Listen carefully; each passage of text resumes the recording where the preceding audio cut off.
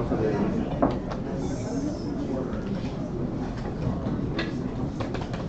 get locked in, get ready to rock and roll. So just a brief reflection on today. So 9/11, right? So I've never done this. I think it's appropriate though. I think at 8:03 we'll just do like a brief moment of silence. Everybody cool with that? All right. So 8:03, 9:03 Eastern Standard Time was the second strike. The South Tower, I think it's Flight 175. So again, I would encourage you guys, reflect, pause sometime today. I know that the rigors of IPAP are coming at you fast and furious, but just stop and think about it, and you know, whatever that means to you in your own time. I have no prolific words of wisdom how to make this world make any sense. And I'll tell you this, there's a whole lot of hate out there. So just, I think it was Gandhi that said it, be the change you want to see. So choose kindness and be nice to one another. Anyways, we'll, yeah, just pause for effect. A little early.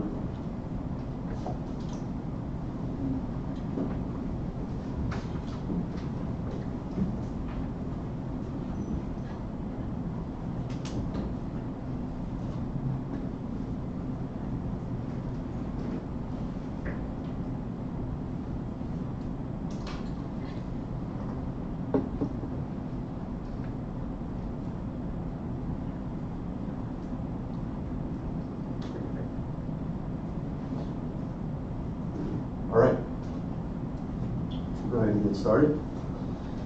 Thanks guys for doing that.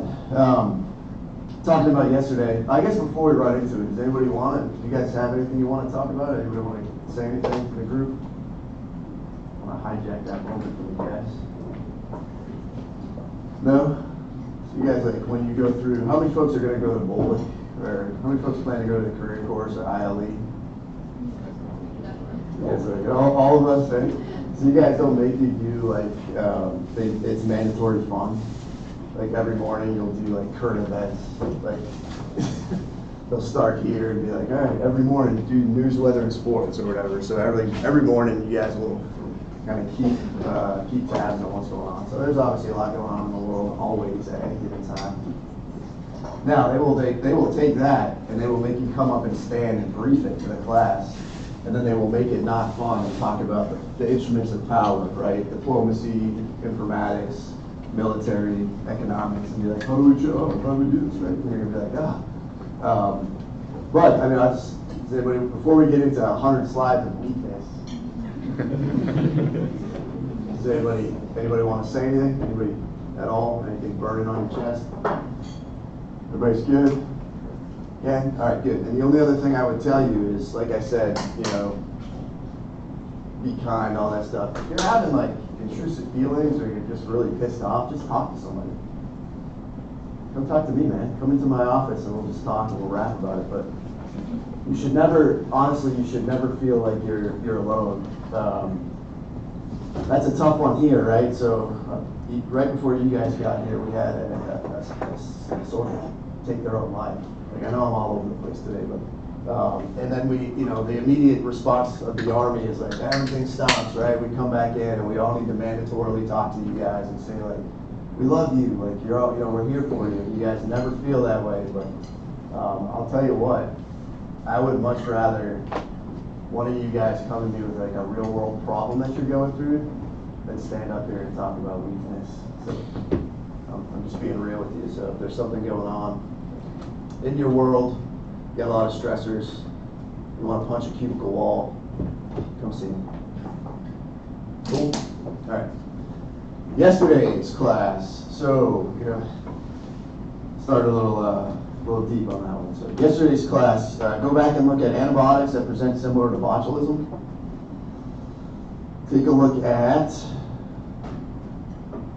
myasthenia gravis diagnosis. How do you diagnose it, how it presents. Guillain-Barré, we talked about kind of like getting a good history and there's like a couple, there's, you know, a GI illness that leads up to it, I'd say take a look at that. Myasthenia syndrome, take a look at that's association with small cell carcinoma. We only talk about that once, so if you see small cell, hopefully you'll figure that one out. So take a look at tetanus. What's the agent? How it works? What's the mechanism of action for that? Charcot-Marie-Tooth, type 1, patient presentation and treatment. Take a look at your polyneuropathy. Am I going too fast? Yeah. All right. See, this is from the X-ray. I'm like, I feel I'm a learned individual. Something don't feel right here. All right. What do I need to jump backwards to go forwards? Okay, tetanus. What is the agent and how it works? What is tetani doing? Charcot-Marie-Tooth 1, patient presentation and treatment.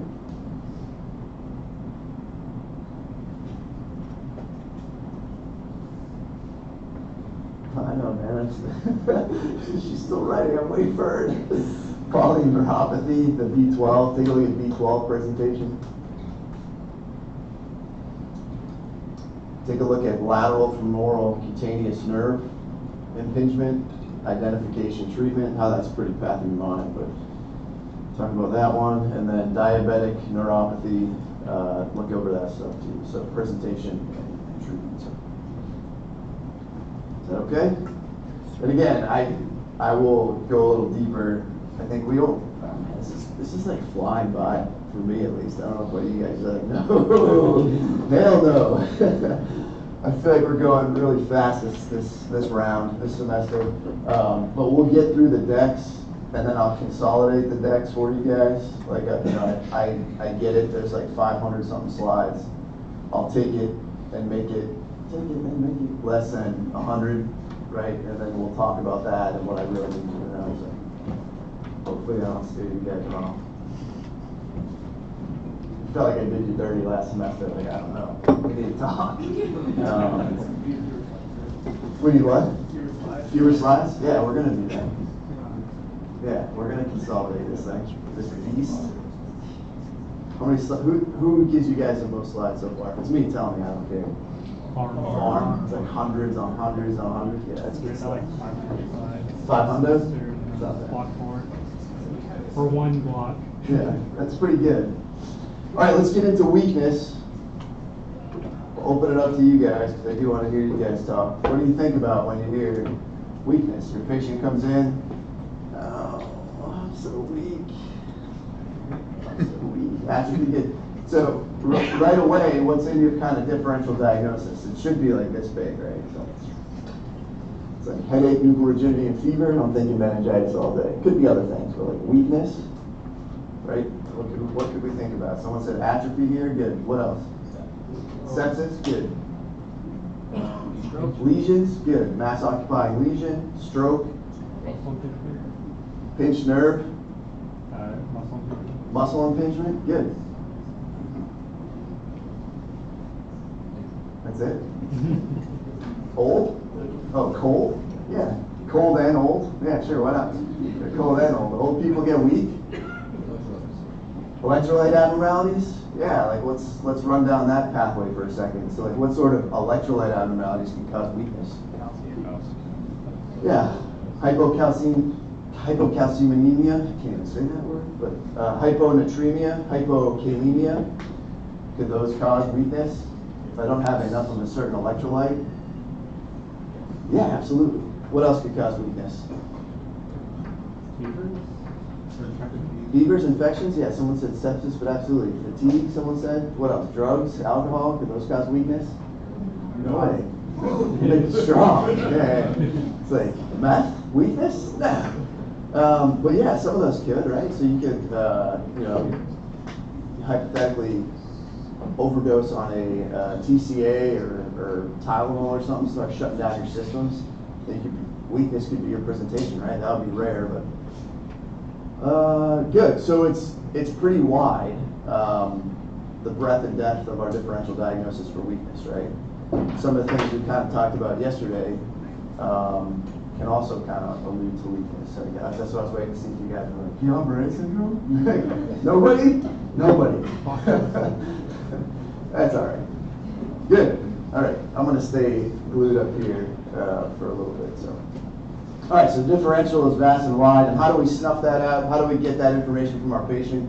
Good physical exam. Questions, good physical exam, right? OPQRST, sample history. We start with that, and then we evolve from what we need to extrapolate some more information. So, somebody said, well, I think they said cold, and then I threw it as old, and you know, I made a joke. But all the time, like my patients come in, and they're like, I think at one time last weekend, I had a 100-year-old and a 101-year-old, and I was like, holy cow, like, in the presence of greatness. I just wanted to talk to them all day, but they came in like 101, and they're like, I feel weak, and I'm like, really? Like, like straight face, like, yeah, like, I'm like typically moving buildings. Like, what are we doing here? Like, but you know, it's a change from baseline from them, so you got to be worried about other things. But all my elderly folks come in with weakness and fatigue as their primary complaint, and it's kind of fun. It's like a blank canvas for you to go kind of wild and figure out what's going on. I'll say it there. I'm not going to give you a percentage, but a lot of times too, it's like urosepsis. I'm like, oh, they have a UTI and it's got foam in it. So, anyways, I digress. All right, we're going to talk about weakness in all its entirety this class. These are our TLOs, ELOs, just kind of mapping this thing out. We'll talk about some gaits, right? So walking people, you guys have told me numerous times, is important for neuro. So now we'll show you a couple of videos and kind of like aside from seeing you guys do everything normal, you know, hop, skip, and jump down the runway, we'll look at some abnormal findings and try to figure out what in the heck is going on. And then we'll get through some spinal cord disorders. We'll talk MS today as well, ALS.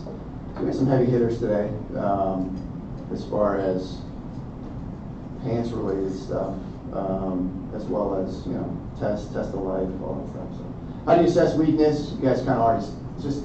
I'm going to summarize what I heard you say. Maybe I hallucinated or wanted to hear you say this, but could it be a conditioning issue? Is it a muscle problem, a nerve problem? Is it the central nervous system or peripheral nervous system? You guys remember, I mean, first class, what did we say? Find the source of what's going on, right? So find the lesion, define the anatomy. So this is just exactly what we're talking about. So you're coming in and you got a patient that has unilateral lower extremity weakness, right? My leg, it's just weak. It's just atrophy. Or I'll give you even a better example. I told you guys about Parsonage turn or whatever they told me I had.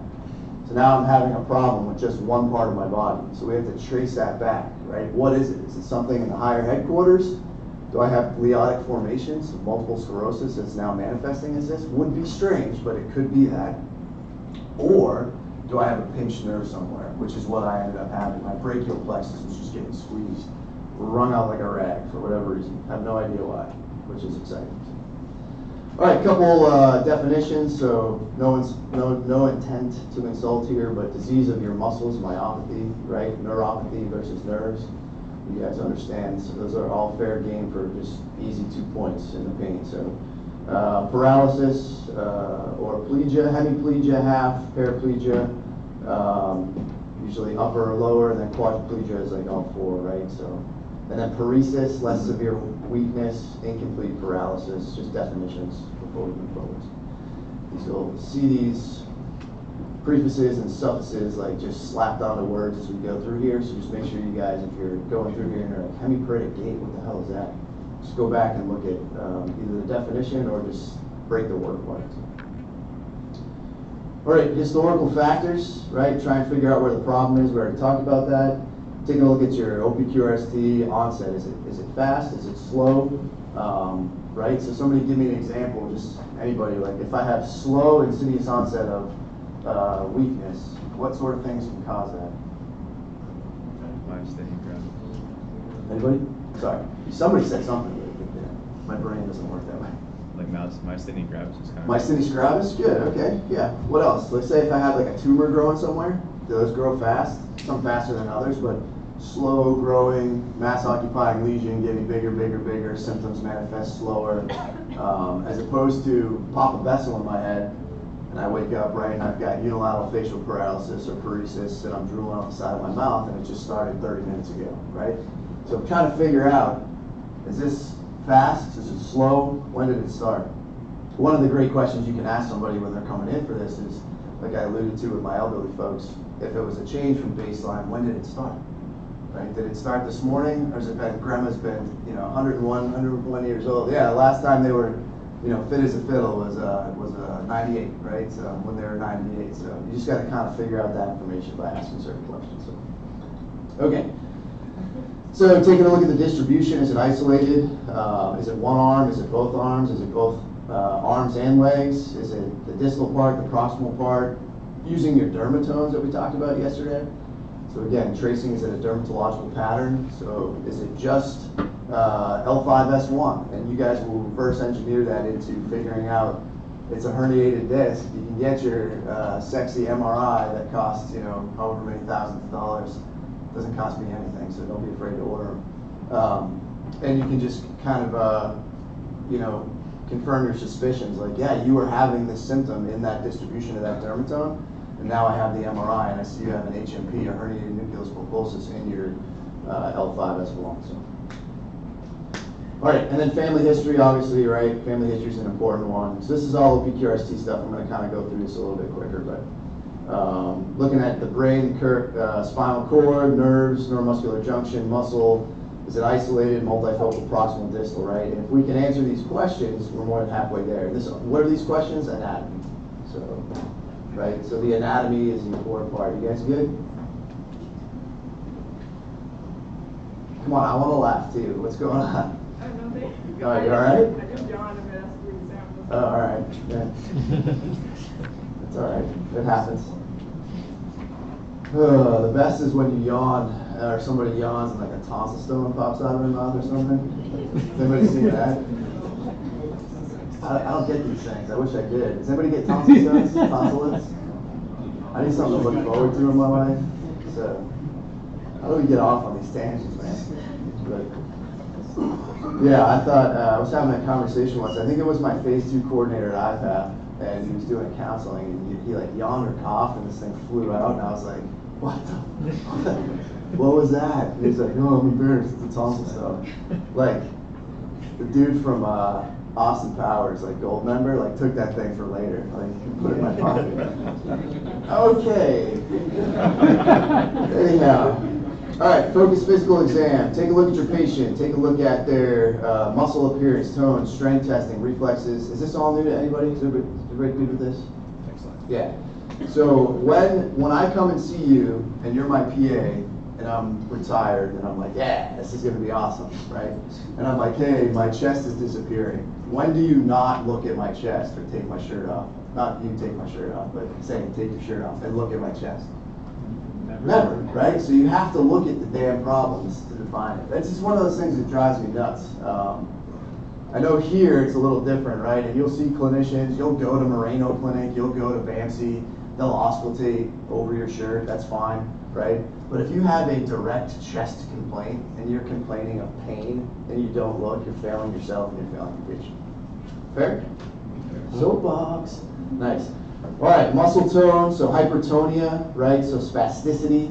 This isn't going to imply we're going to talk in a second. We're going to deviate into the defining upper and lower motor neuron lesions. But if you have hypertonia, spasticity, and rigidity, it's usually indicative of an upper motor neuron lesion, as opposed to hypotonia is a lower motor neuron lesion, right? And we'll talk about. I'll make this make sense with my like Barney slides here in a second. So, would like you to know. However, you have to come to grips with it, the difference. So if a patient comes in and they're having spasticity, diffuse weakness, hyperreflexia, positive Babinski's, no atrophy until late, I'd like you guys to start thinking differential-wise, this is possibly upper motor neuron versus the inverse of that, flaccidity, focal weakness, hyporeflexia, neg Babinski's, and wasting of muscles, that's a lower motor neuron lesion, okay?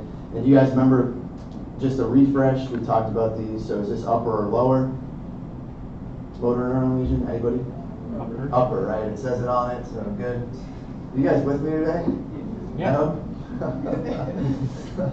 What else? You want to talk about something else? I'm game. I'll pivot and shift. You know I'll pivot and shift. But all right. Let me see. Should I lie to you guys and say, oh, this is going to get better? Just stay tuned. It's getting exciting. All right, we'll get through it. Don't worry. So Upper motor neurons are seriously long, right? We talked about it yesterday briefly, from the brain down the spinal cord, okay? And then our lower motor neurons are actioning out to the specific gland, muscle, or action item that we have here. So, is this coming up? Yeah, we talked a little bit about reflexes yesterday. We showed that same picture. I think we talked about the interneuron, correct? And suppressing it. All right. Really, this is what I need you guys to take away. So all those slides were great. They're great for studying, reference, but this to me makes it make a little bit more sense. So we have our brain, right, and on the top left and on the bottom right, you can see the muscle fiber, the muscle cells, right? So clearly that kindergarten squiggly line, or it's not really squiggly, but it looks like a kindergartner drew it. That's going to be our upper motor neuron. You can see there it's synapses with our lower motor neuron, which goes out to the muscle fiber. Okay. Just showing you inhibitory stimulus. So with our upper motor neuron injury, we have loss of a negative stimulus. So I need you guys to understand this, and I'm not trying to overcomplicate it, but folks were having trouble with this last class. So if I have loss of a negative stimulus and nothing's shutting this off, what is it going to present like? All this stuff right here, right? So maybe that's a little hard to understand because you're thinking, well, this is just the brain down, but nothing's shutting this off. It's uninhibited, right? So if you're uninhibited, like you're doing bicep curls all day long, and like you can't stop it for some reason, like it's just flexed all day, eventually, right, you're going to get hyperreflexia, spasticity, diffuse weakness, positive Babinski, and no atrophy until later, okay? As opposed to your lower motor neuron, like you had a positive stimulus is gone, so the muscle, there's nothing there, the muscle receives no message from the brain. So if I have muscle, my bicep, I'll just pick on that weak little muscle here, and my bicep's getting no message from higher headquarters, right? Brain send it down, nothing's happening. What is that going to present like? Exactly like it says, right? So it's going to present like when I went from my chest to my tricep. It's flaccid, it's weakness, right? So I told you guys my story. I was like, whoa, my bench, it's kind of weird. Like something doesn't feel right. Looking in the mirror, I'm like, my muscle's disappearing. Something doesn't feel right. So that was a lower motor neuron lesion. So, okay? Too easy? Sir. Yo. Oh. I thought you were like, no, sir. I'm like, oh, do you want to do it again? We'll do it again. Yeah. All right. Rocking into some types of imbalances. We'll go through these, right? Gait testing. Always, always, always walk your patient. So all levels of the neuroaxis contribute to your gait. So what the hell does that mean? What do I need? What do you need to get up and go to the bathroom and walk? A will, a full bladder.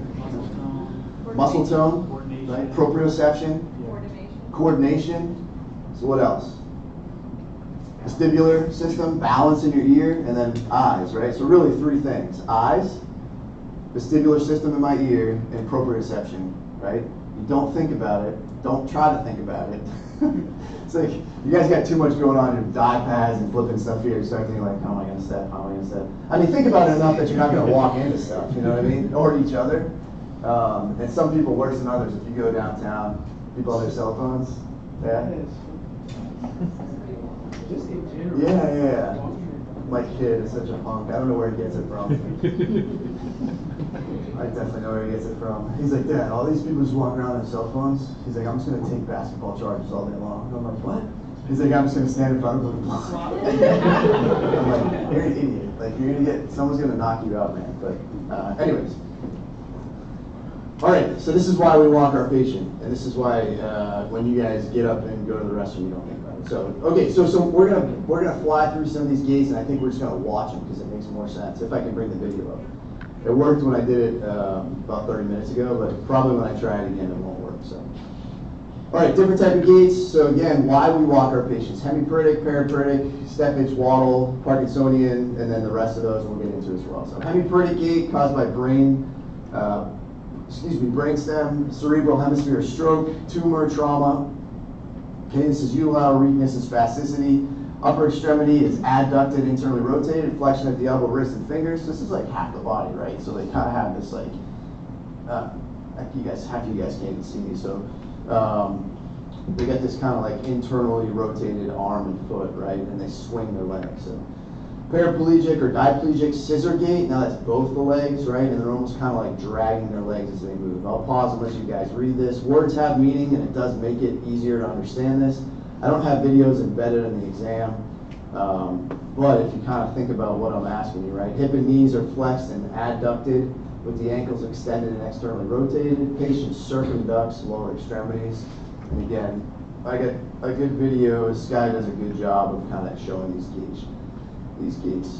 Steppage or neuropathic gait, feel like they're stepping up a stair every time they walk and they almost bang their foot down. You can see there. Peripheral nerve disease, we talked about some of those yesterday. Causes B12, right? Sensory neuropathy. Tabes dorsalis, you guys will learn about in orthopedics. I'm not going to ask you about that, but what's another one that's not listed there? Sensory neuropathy that happens? Anybody remember? Most common? Diabetics, right? So diabetics may have this as well. So the waddling or myopathic gait, right? So this is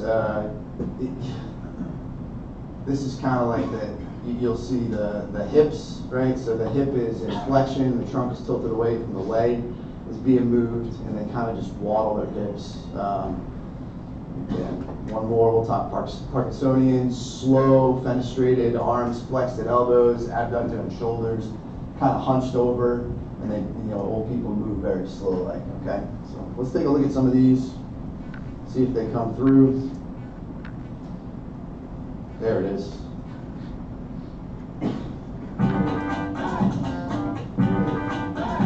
This is making me hungry. All right, how do I get this out of here? The gait that I'm going to demonstrate now Just is click on the a settings button. hemiplegic gait. Settings Yeah, little gear. This gait, if we were to demonstrate it, we need to be able to show the extension of the leg and internal rotation. So the leg is too long, we get circumduction with the paretic side. But very importantly as well is that the upper extremity is very much involved. And so there's adduction of the shoulder, flexion of the elbow, pronation of the wrist, the thumb is tucked under, and a cortical First fist. round.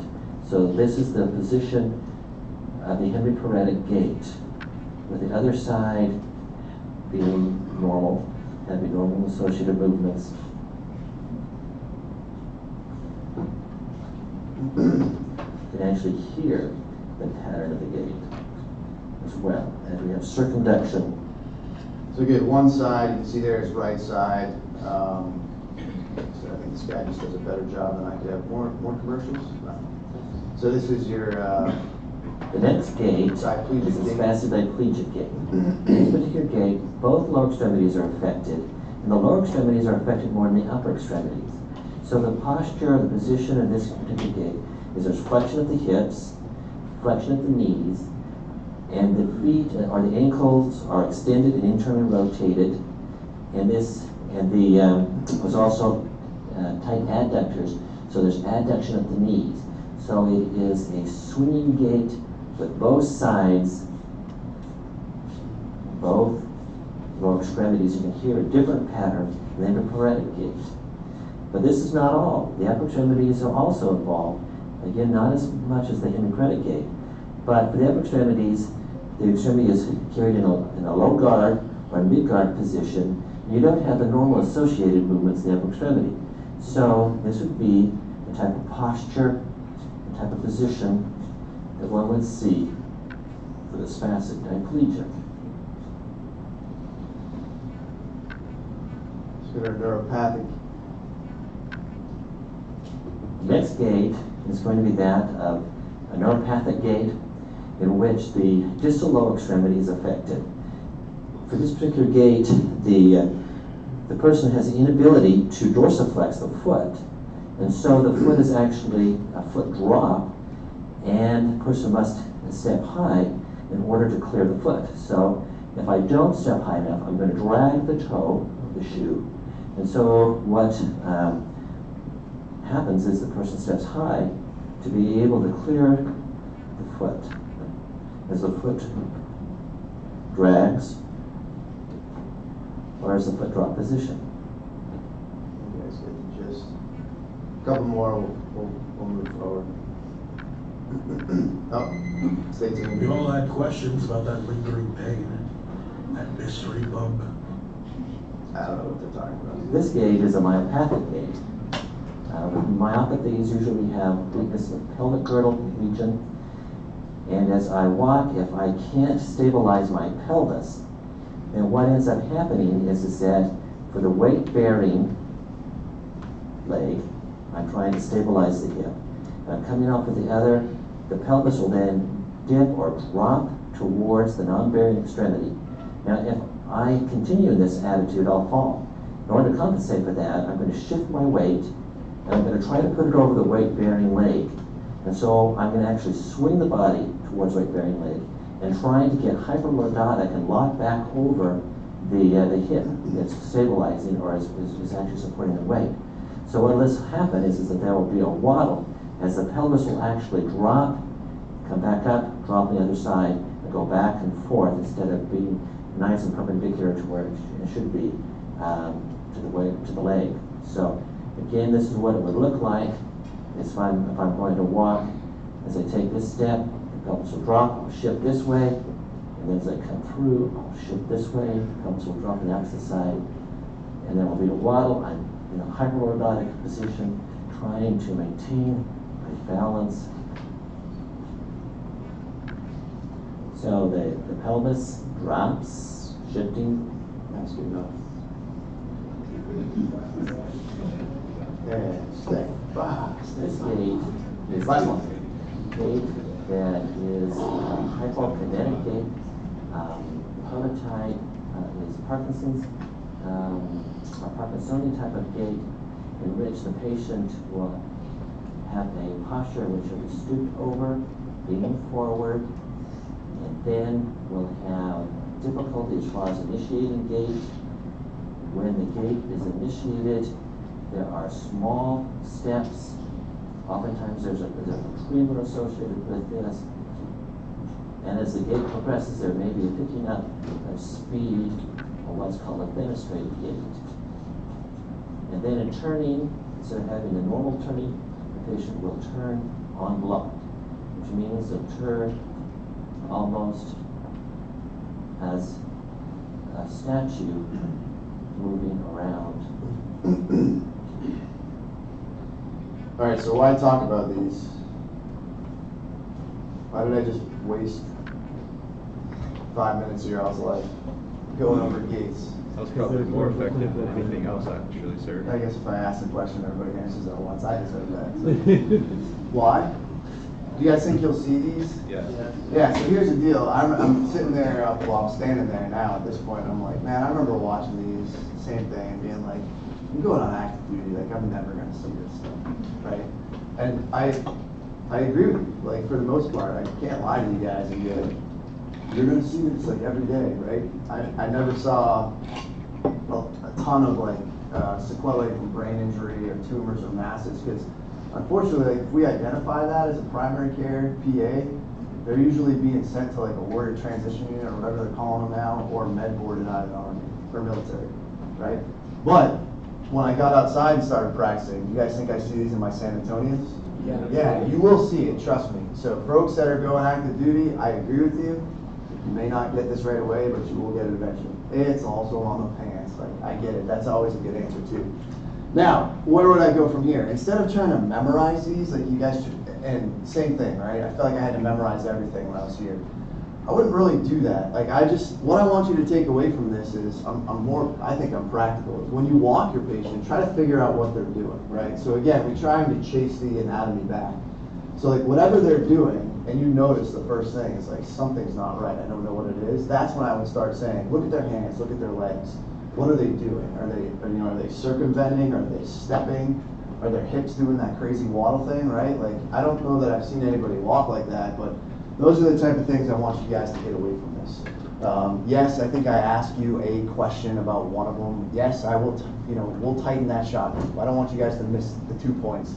But more importantly, like, why am I showing you this? Because I want you have to walk your patients. Even though you're in a healthy group, downstairs it sucks. You guys are, you're going through your whole exam and you're like, now it's time to walk them, right? You gotta walk your patients, you gotta check them out. So, all right, enough of that. A little bit more, and we'll take a break. Everybody doing all right? Pulse check, good? All right, so apraxia, right? So we talked about apraxia yesterday. Everybody remember the definition?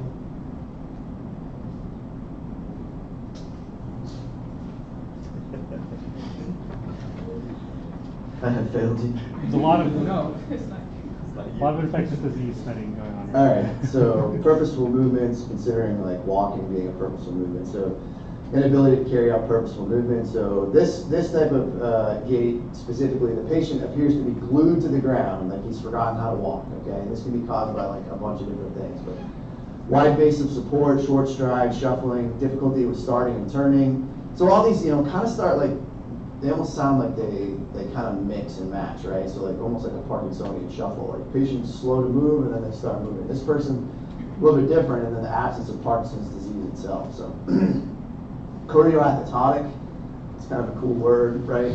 So chorea, you can see this in Sydenham's, Huntington's disease, which we'll talk about a little bit later. But for right now, this is a hyperkinetic gait seen with certain types of basal ganglion disorders. Excuse me. Really, it's intrusive or intermittent, irregular, jerky, involuntary movements in both the upper and lower extremities. So that's exactly what it says. So the hand's kind of doing its own thing. It's like not listening to anything that the brain's trying to tell it. You get a lurching appearance, and movements are very unpredictable. So there's some videos out there on this one that are pretty intense as far as like, it's just showing a lady there sitting there. I don't know why we're picking on her. She looks like she's just reading her book. But if that was hyperlinked, it would show like her leg and her arm spastically moving. So cerebellar ataxia. All right, redemption time. What does cerebellar ataxia appear like? A drunk, right? Okay, good. Somebody.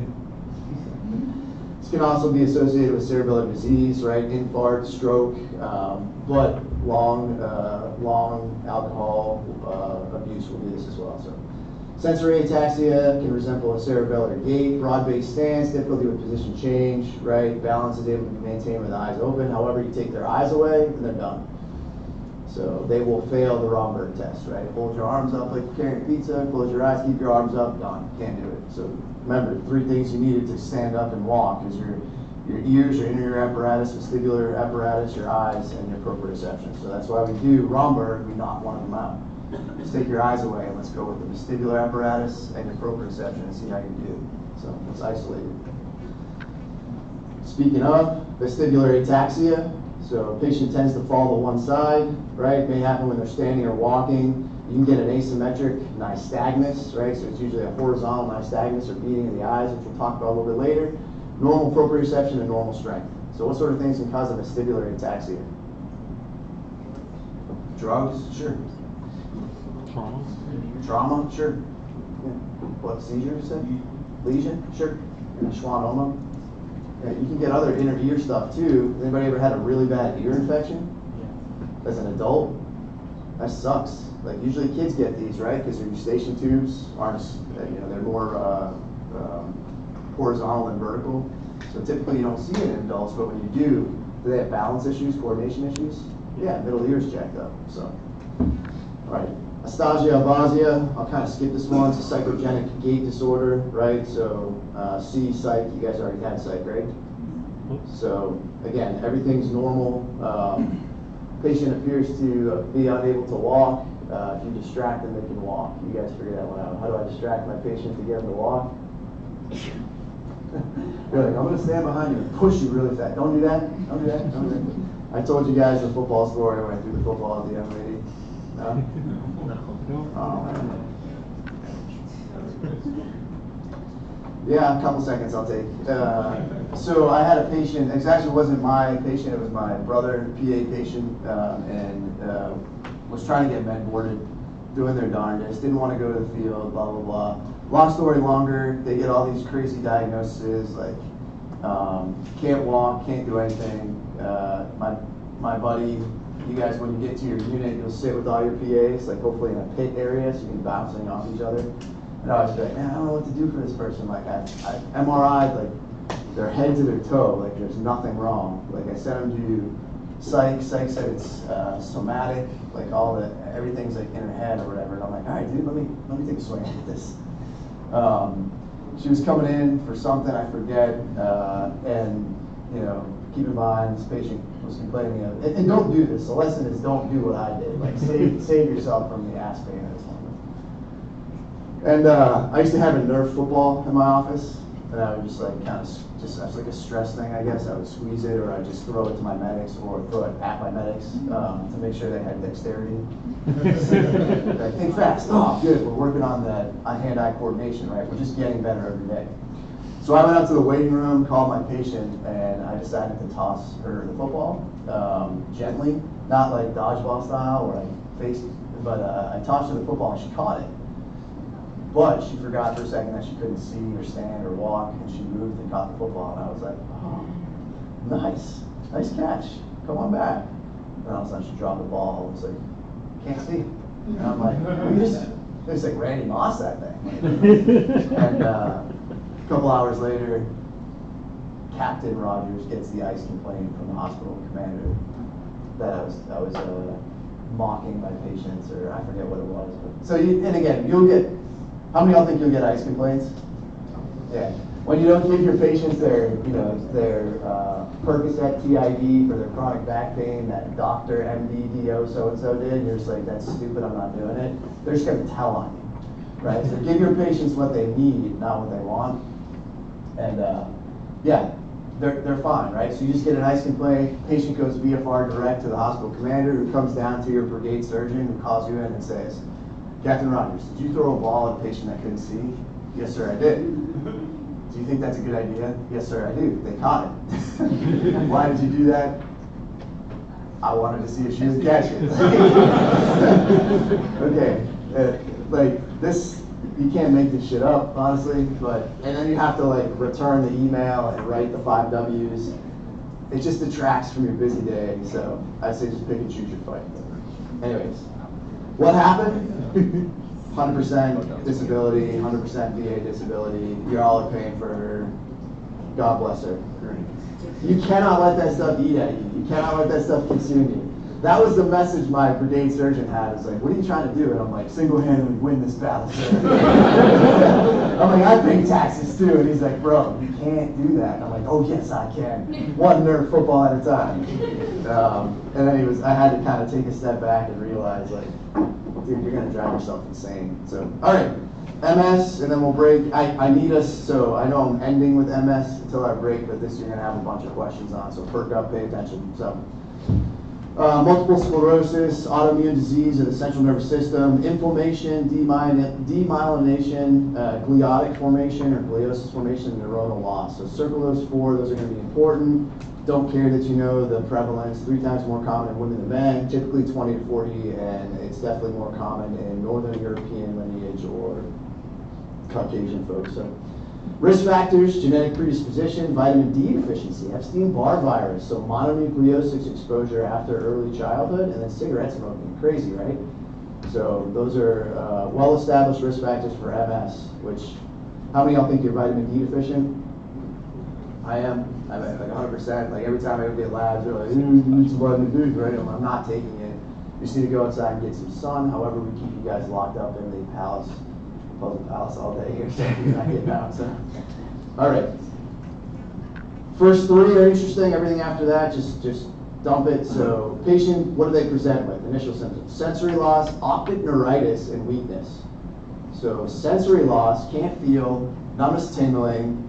Optic neuritis, my eye hurts or I can't see, and then diffuse weakness, right? So those type of things, right? I'm not going to ask you, what 2%, like, you know, just don't worry about the rest of the stuff. It's up there because it's in the textbook. So, common visual abnormalities, so you get optic neuritis or periorbital pain aggravated by eye movements, so you do your extraocular movements and it's painful. And vision loss. Vision loss can be transient, it can come and it goes, or it can be permanent. So, double vision diplopia, internuclear ophthalmoplegia, so you get an impaired adduction of the eye secondary to a lesion of the ipsilateral medial longitudinal fasciculus. I don't care that you know that. What I want us to take away is what is happening in this pathology. So we have autoimmune, our own body is attacking our own cells and it's creating protein buildup in the brain. To include, could be in that optic nerve, which is going to cause some sort of ocular complaint. Talk about that a little bit more in a second. So. All right, limb weakness, facial weakness, spasticity. Talked a little bit about those. Sensory symptoms, right? Dead sensation, paresthesia, hyperesthesia, ataxia. Common if it's the cerebellum, should make sense, right? Fine movements, ataxia. Rapid alternating movements, walk your patient, heel to shin, finger to nose. If you have any type of problem with that, I at least know that we're dealing with the cerebellar portion. I may not know that you have MS at the time, and I won't know it until I get some sort of neuroimaging. But if we have those common or concerns, we know at least we're chasing the anatomy back to a concern about the cerebellar portion. Bladder and bowel dysfunction can be common. It's usually later. Depression, yes, this is I'll say a sad diagnosis. Unfortunately, we can't cure it. We can slow it down, and we have a lot of good DMARDs out there now, disease modifiers, but we just can't fix this one yet. So depression and fatigue, extremely common. Fatigue being the most common reason, work-related disability, and that's why we're talking about it, because we're talking about weakness, right? So 3 types. Circle the first one, 90%, right? Everything after that, I kind of go to sleep. So number 1 type of MS is relapsing remitting. It's the most common, 90% of the disease. And then what does that mean? It means it comes and it goes, right? It's pretty easy. So looking at that little chart, top left, that's your relapsing remitting one. You guys can just draw a line through the secondary, the other 2. So just circle the blue one. So again, that first column or that first block, you get a case, it's pretty bad, you come in, it goes away, right? Like, wow, I feel better. Like, I don't know, maybe it was just maybe I ate some bad Raisin Bran. I have no idea, but I feel like it's gone. A couple months later, you get another episode of it, and maybe it's not as bad, so it remits, right? But it comes back, and then it goes away again, and you're like, huh. So why do we talk about this? Because you as clinicians need to be able to understand, has this ever happened to you before? Like you're coming to me, maybe you come to me at this point, here or here, I have to be able to ask you about this. Has this ever happened to you before? Like have you ever had eye pain, numbness and tingling that was, don't say transient, but that just was quick and went away? Yeah, actually now that you mentioned it, a couple months ago it happened to me. And it just went away. Yep, interesting, right? Those type of clues need to kind of make us think as clinicians that, man, this could be MS, right? Could be. No definitive diagnostic test for MS. MRI, 100% is the most useful, right? So evidence, we don't need to memorize this, but when you guys are concerned and as a clinician about it and you order that MRI, you're going to get the result back from the MRI, from the radiologist that's going to say, multiple gliotic formations concerning for MS, correlate clinically or something. And then you guys will be smart enough to say, I probably need to send you to neurology, just something I write here, right? So. But the way they do this is multiple, at least 2 different regions of white matter affected at different times, bright lesions, and then contrast is going to enhance them. This is just showing you those gliotic formations. Clearly that top one is post-mortem, so you can see that protein buildup in the brain that shouldn't be there. And then with and without gadolinium. So for you guys looking at it on your left, there's no contrast. On the right, do you see how those gliotic formations light up for you guys? It's just easier to see. So again, if you're concerned, takeaway, if I'm concerned about you as my patient in my unit, in my care about MS, I want to make sure I do an MRI without contrast gadolinium, okay? Almost there, bear with me, a couple more slides. Hallmark of the diagnosis, 2 or more episodes, symptoms, 2 or more signs, lasting longer than 24 hours. Okay, involvement of the white matter, and then distinct episodes separated by a month or more. It's not pathognomonic, but one of the things you'll probably never hear, oligoclonal banding. So this is protein deposits, secondary from our CNS immune system fighting itself, right? So how do you find this? How do we find this? So if someone said MRI, how am I going to find the CSF? Good. So a spinal tap, right? So again, you don't necessarily need this to make your diagnosis. So I have a patient that meets all the criteria. I send them for an MRI concerning for MS. Send them to neuro. They have MS. Done. We're done. I don't need to go back and say, oh, but I want to tap your back because it could have oligoclonal banding. It doesn't work like that. Where this comes into play is if you guys are like in the ER or somewhere and you're trying to rule something out. Like someone's coming in with these really weird symptoms. What else could this present like? So I've got weakness and my eyes hurt. Kind of sounds stroke-like, right? Not stroke, meningitis, I don't know. There's no real definitive line, and if I'm in the ER, I'm using everything in my power to make sure that you don't have one of these. Because the stakes are high. When I say one of these, stroke's gonna kill you right now. MS, not gonna kill you right now. But sometimes you'll do that, you'll get your CSF back, and it'll say oligoclonal bands. That's kind of like a tip that this is MS, okay? Treatment, 3 categories: treat the acute attack, there's DMARDs, disease modifiers, and then symptomatic therapy. Acute flare, 100%, this is our wheelhouse. Either if you're, yes, this is not conducive, 40-501 chapter 3, you'll be med boarded eventually because it's a progressive disease, but they're still in your care, and when they come to you and have a flare, steroids are going to be extremely helpful. So glucocorticoids, prednisone, methylprednisolone, dose pack, I don't care. But we got to know steroids are going to be helpful. So patient comes in and they're like, hey, I'm in a med board for MS, like I feel like I'm getting really bad. You're just not like tough shit. Like I'm not seeing tough noogies. Like I'm not seeing you right now. You need to go to your Pevlo, or no. We still owe that person the care and responsibility. Steroids are going to be helpful. Okay. DMARDs, we can look these up, so don't worry too much about it. But these are going to slow the process down. Have you guys? We're in Farm 2 now, right? Did you have Farm 1 last semester? Did you talk DMARDs at all? Disease modifiers. Turn on your TV and every freaking other commercial is for one like Rikiza, Mizumab, and you're like, what the heck is this? Like Humira, a lot of these drugs that slow down, basically slow down the immune response. And slow it down, what's the secondary concern about that? If I'm giving you a DMARD and slowing your immune system down, what are you more susceptible for? Infection, right? Infection, it's a trade-off. So I know you have MS, and I know this is a progressive degenerative autoimmune disorder. I'm going to slow your immune system down, damn near at a crawl state, but you're going to come into me for every other sniffle and fart because you're going to be getting sick a lot. So just something to consider. All right, most patients with MS have progressive disability. 15 years, 20% may have no functional limitation. 25 years after, 80% will require assistance with ambulation. And I think we're stretching that out. I want to say those might be getting a little bit better. So maybe we're at 30, 35, but eventually it's going to catch up to the patient. So you can see there, favorable prognosis, optic neuritis or sensory symptoms at onset, less than 2 relapses in the first year, minimal impairment at 5 years. All right. Let us take a break. I was like, no, we can do it. No, we don't care anybody. All right. And then, I don't know why I was blocked on the last one, but we're talking about MS. So, like we just said, surmising some of this, MRI is going to provide prognostic information or allow us to diagnose it. I don't, 3 or more, typically T2 weighted, that's exciting. And then a normal brain MRI, likelihood of developing MS is less than 20%.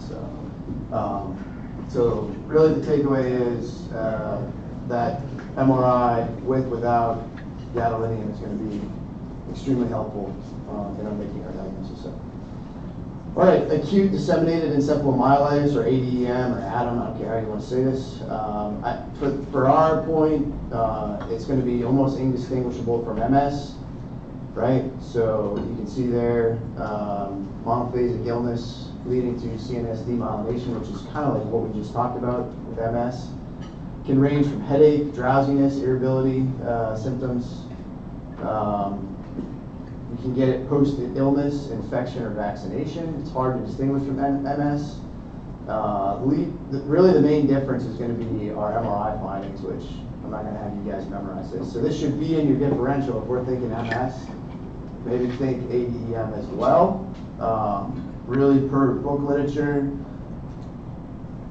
I don't think I want you to memorize this. If I do, I'll tell you later. But hallmark is the presence of widely scattered small foci of perivenular inflammation as opposed to those larger confluent demyelinating lesions. So again, you're the acute clinician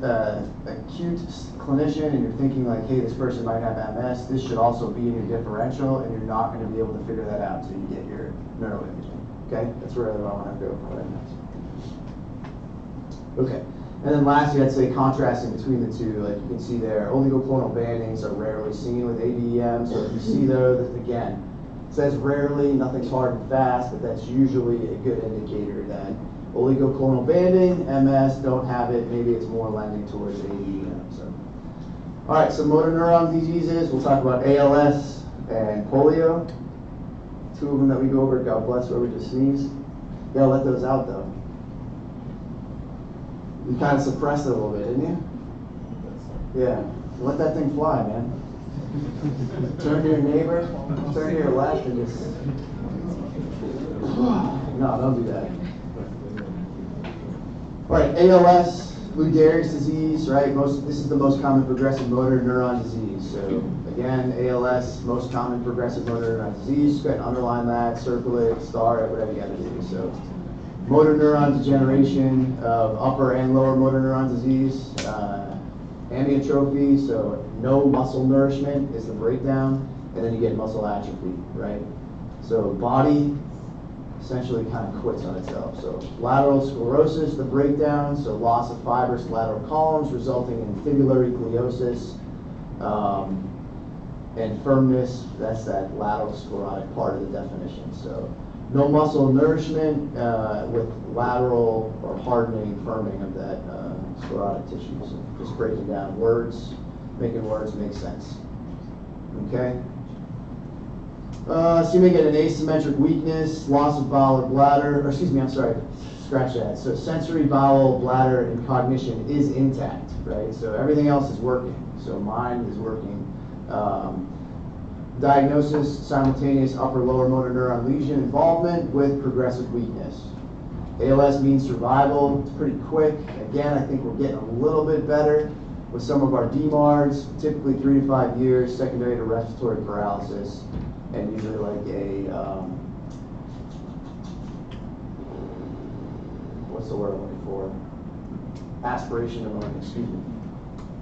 So, can't breathe, you know, choking on their own saliva, food, stuff like that. So, incidence you can see there, males more chronic than or more prevalent than females. That's just mildly interesting. Don't worry about that. So, this is going to lead. Does anybody remember the ice bucket challenge not too long ago? Okay, so this was a good fundraising for that. Anybody know Steve Gleason? So Saints, was he a punt returner, I think? I can't remember. Football player that really chronicled his whole voyage. So is he still alive? No? It doesn't. It matters, obviously, but it doesn't matter. Yeah, so, but he had, I mean, really powerful stuff, like, you know, for him to do that, and made some videos after the diagnosis. So goes from a New Orleans Saint NFL punt returner, which is probably like, you know, top caliber athlete, all the way to, well, if he hasn't passed away, I mean, it's inevitable. Anyways, anybody else do we know have ALS? Famous folks? Who is it? Did you say Lou Gehrig? Who did you say? Yeah, Lou Gehrig it's named after him. He didn't make it. Yeah. So he was a Yankees catcher? Yeah. I told you guys I'm from Boston, right? But it was named after him, Lou Gehrig's disease. You'll hear that all the time. People say Lou Gehrig's disease, they're talking about ALS. Good. No cure. There's some meds to slow it down. So not wanting you guys to memorize this. Why? Because you can look it up when you get outside here. So, and then we can do symptomatic treatment as well. So, what I want you to take away is there's no cure. Okay.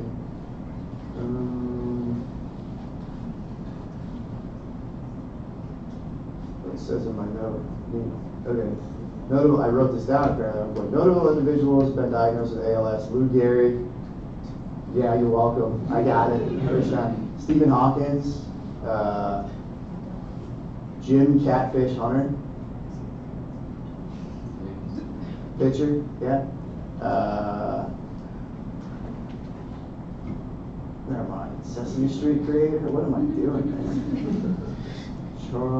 Ezra Charles, NBA Hall. Who is it? Yeah. George Yardley, Lube, okay.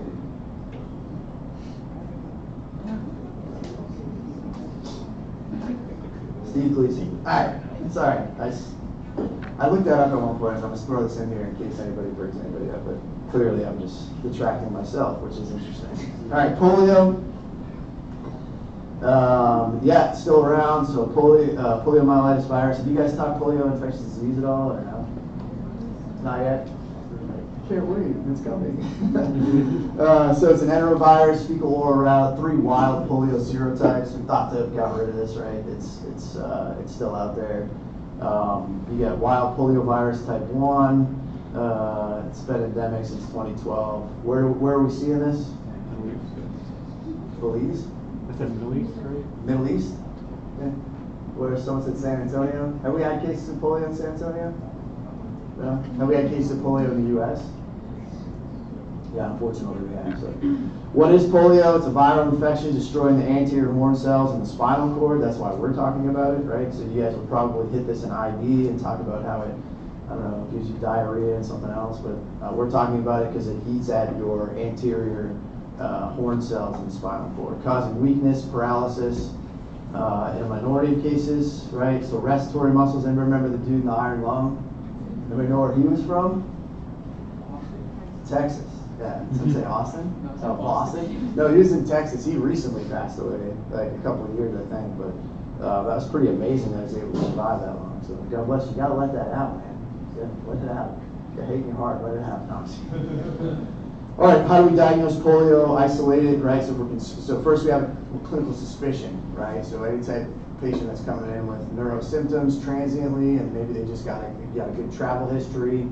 You're following the CDC's, so you just, oh, there's been a couple cases here, there, and everywhere. So we do a viral isolation from stool or nasopharyngeal secretions, right? So you guys can isolate that one. All right, cord disorders. So we're going to talk cord disorders, and then we're going to be done. So this part, the spinal cord portion of this, I think it's neat.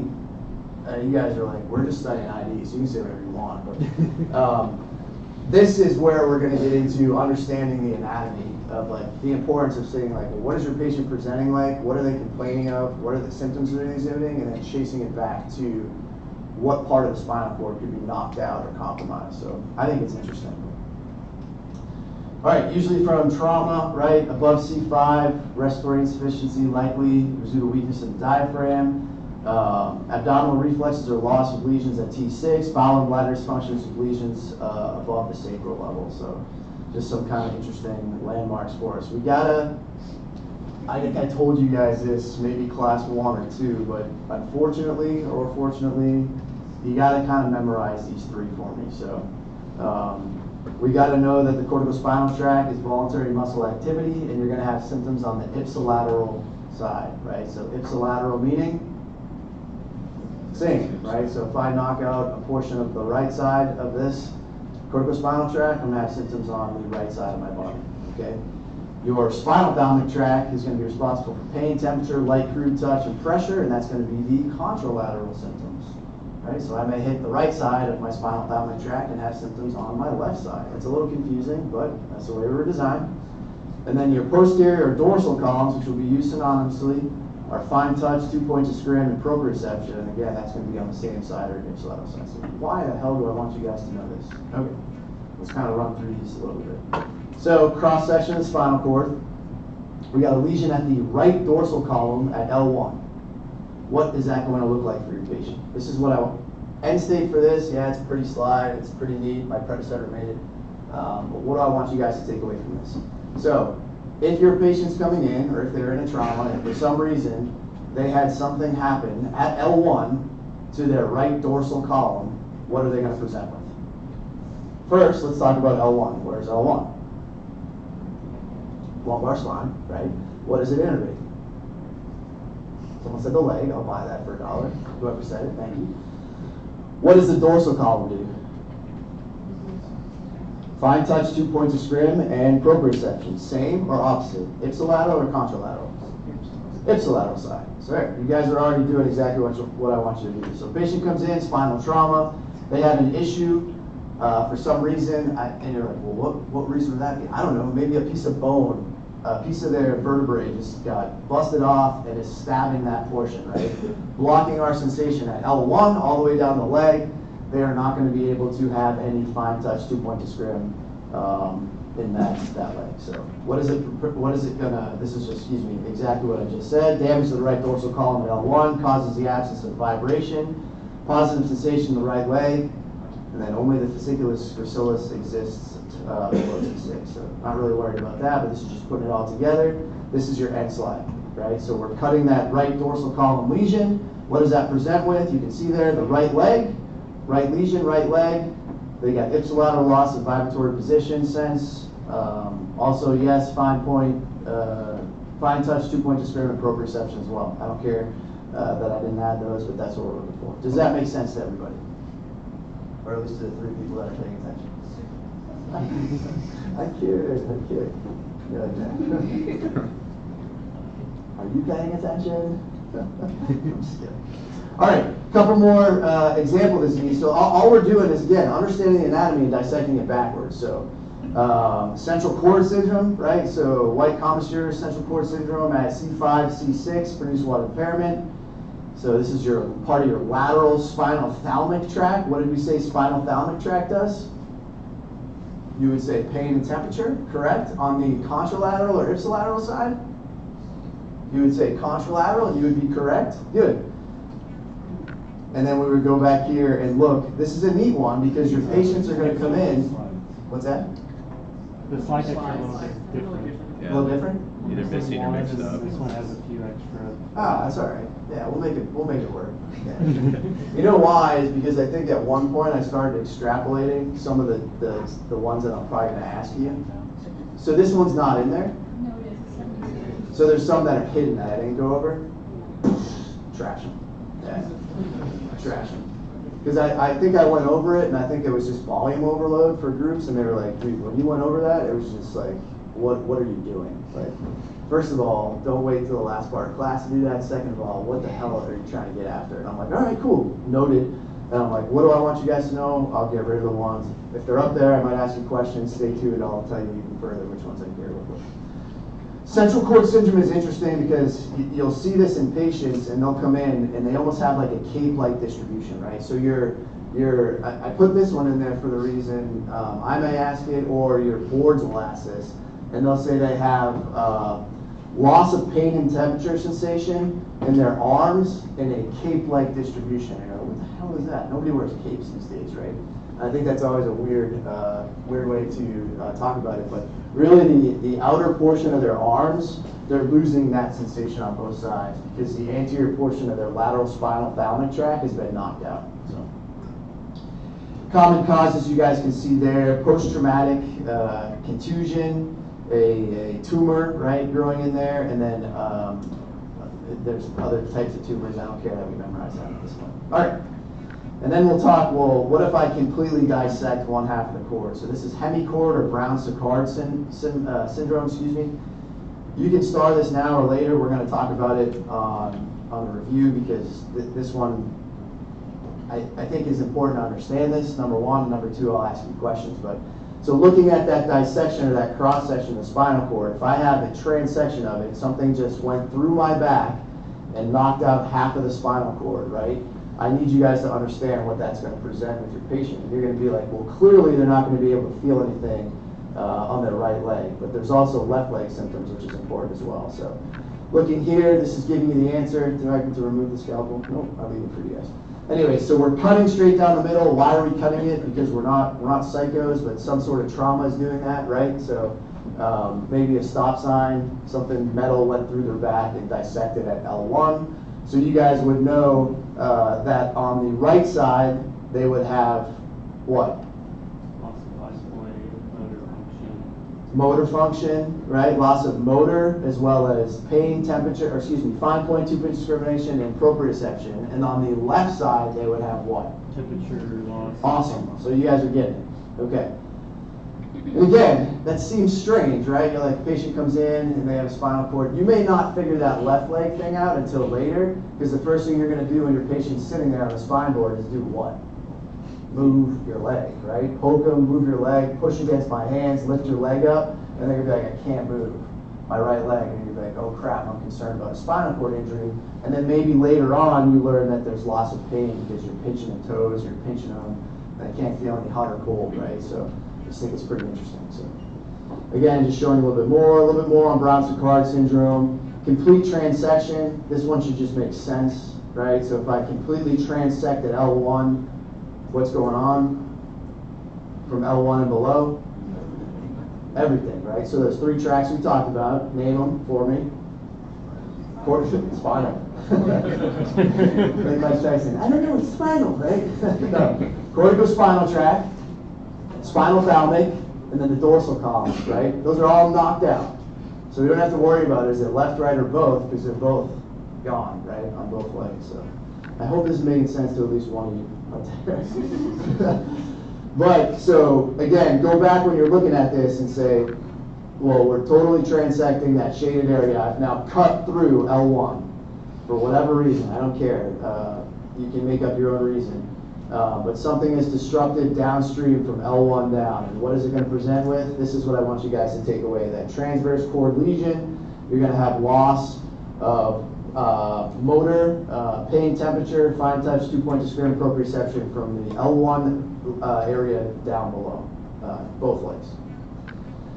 All right, posterior cord syndrome. This is, again, we talked anterior cord. Now we're knocking out the posterior portion, right? So posterior portion of the little bit of a curveball, the cervical region. So we're out of the L region. So make sure you guys are, again, know the anatomy, know where we are. So cervical lesion, posterior cord syndrome. It's kind of neat, but they're going to have bilateral loss, vibratory position, sense, generally below the lesion of that level, right? So again, they may be, that may be just our only tell for these people. It could be trauma, it could be compression, could be a tumor, could also be from MS, which we just talked about. And then anterior cord, I think we already just talked about a little bit. All right, we're going to finish up. Were those a little too extra for y'all, a little too much? We're just. The slide didn't match. You guys we're not digging that. Like head's gonna explode. I'll fix that on your end. Maybe I'll just go back to my office and delete what you have and put what I have and just call it a day. Would everybody feel better if I do that? Yes. All right, thumbs up. Maybe we'll do that. Still have trust issues because you guys are like, if it's on the slide, it's fair game. I got it. I sat there. I will not do that to you. But again, my word is worth what you're paying for it. So, all right, cord compression, right? What can cause compression of the cord? Again, we just went over all these lesions, and I'm telling you guys, how can this happen, right? Trauma, they're in your trauma bay, they're in an MDC. Maybe it's slower progress, right? Maybe they have a tumor that's growing, that's going to press on the cord and present with some of these symptoms as well. So, neoplastic tumors, abscesses. Who do I see epidural abscesses in? IV drug users.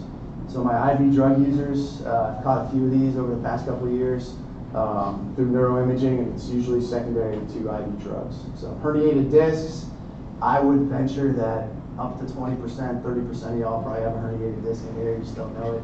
Or maybe you do know it. It's a bold comment to make. I think 40% of the asymptomatic population in a study they did back in the 90s have lumbar disc pathology, and I would say it's probably accelerated in this group. But anyways, I'm not trying to throw a hex on you or make you have pathology, but anyways. All right, spondylosis, vertebral compression, foreign bodies, bullets, shrapnel, metal, whatever. And then findings, right? Patient comes in, back pain, bladder dysfunction, sensory symptoms, paresthesia of the leg.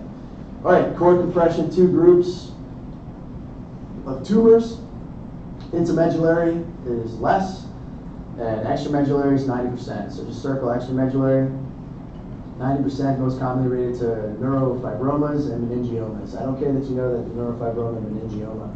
This is where I get into the part where I'm like, I say that a lot, like, oh, I don't care that you know this. I care that you're worried that it's a tumor or a mass. And then when you do the imaging, somebody else, now that you found that mass, is going to figure out what it is, okay?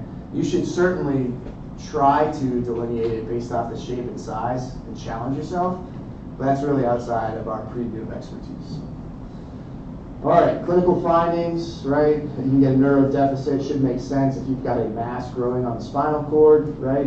You can also compress the arteries or veins, causing some insufficiency, which is a definite concern. No blood, no nourishment, cell death.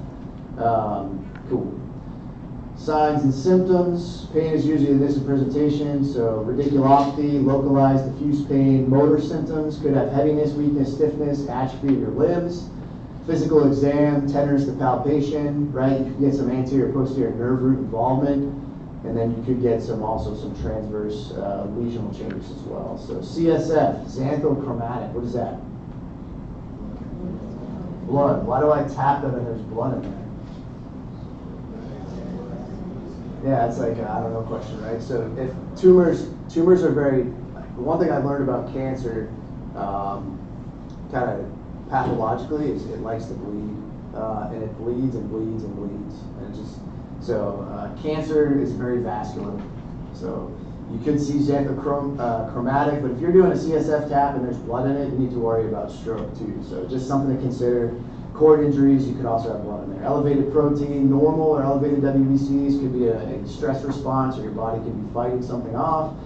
Normal or depressed glucose, quick and stead test, right? So this is not something that we're going to go too into depth on. I'll kind of tell you guys about it real quick. It's a German physician. So a test for an obstruction of the spinal cord in which the jugular vein on each side of the neck are compressed alternately, and then the pressure of the spinal fluid is measured by manometry. We're not doing that. We're not doing that. So I bring it up that it's in the literature, quick and stead test. So you're actually looking and including blood flow to see if you can decrease pressure in the spinal cord. If you're doing that, like if I'm doing that for you, like we're outside the preview of what I feel comfortable with or what normal is. I bring it up if you do a true neuro rotation or neurosurgery rotation, they may ask you. So just something to be like, oh yeah, it's vaguely remember that in the literature. X-ray normal, MRI, CT, myelography is what you want to get. Thoracic spine most often, and then emergent referral to, that should say neurosurgery. So you want to get neuro and neurosurgery involved. So. All right. Got to distinguish between inner and extracellular and medullary. So that's going to be, again, we found the tumor. Let's let neurosurgery worry about what it is. And there's some real talented folks in San Antonio. I'm sure outside the world too. But typically I'm happy when I find like, oh, there's the mass causing your symptoms. I'll call these folks. They'll either show up like lickety split and just manifest next to you, or look at the imaging on the phone and be like, oh yeah, that's a schwannoma, or that's an oligodendrocyte. And you're like, what? Like, how do you know that? And I always ask them. They're like, oh, you can see how it's well circumscribed, or it looks like it's. I'm like, yeah, whatever, man. I just know that it's not supposed to be there.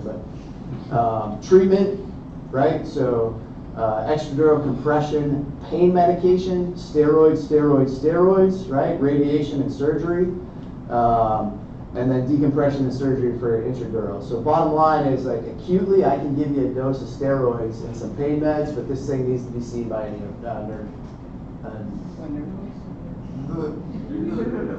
neurosurgeon. I think I stroked out, man. My bad. I had a TIA.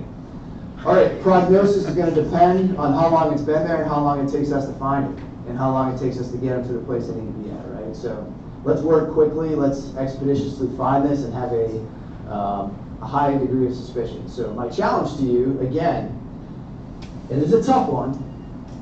How often do you think you're going to see lower back pain? All the time. My challenge to you is, before you go in the room throwing nerve footballs at people and casting submersions on their BS complaints, keep a vast differential for back pain. Yes, the majority of the time, I'm going to tell you and ruin this for you, is probably lumbar sacral strain or sprain. But if something doesn't feel right, or something's not making sense, right, you start putting this stuff together. What does that mean? I don't know. They have back pain, now they have numbness and tingling, saddle anesthesia, loss of bowel or bladder, losing weight, waking up in the middle of the night with pain. You got to keep cancer on your differential, okay? So every patient you guys walk into, cancer could be on your differential regardless. You're coming in for headache, could be cancer. You're coming in for a stomach ache, could be cancer, right? We work through that process of ClinCore, and then we shuffle that deck, right? So now you start having loss of weight, B-type symptoms, night sweats. You're peeing yourself? Now I start shuffling cancer higher on my differential and I maybe move things down. So that's a challenge to you, and it's going to be a tough one. You guys are going to get burnt out with that thing, I'm just telling you right now. Because it's the #1 thing you're going to see, okay? We'll end on that note. Any questions? That's a lot. Let it digest, marinate, whatever you got to do. I will tighten the shot group. I just looked at the schedule. I think it nets nicely, so I'm not. I'm out of the net tomorrow, unfortunately. I know you guys are gonna miss me. Oh, I'm so sad. Monday we'll finish up our lectures, and then Tuesday we'll do a tight review. And you guys will be wired tight for